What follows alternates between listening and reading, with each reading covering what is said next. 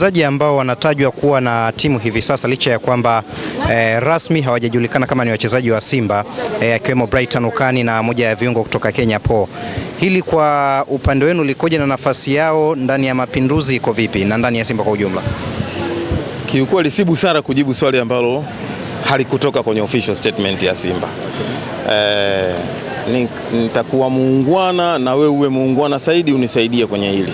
Kwa sababu mchezaji unaweza kunitajia wawili lakini sikazi walikuwa 6 au walikuwa 5, unaona?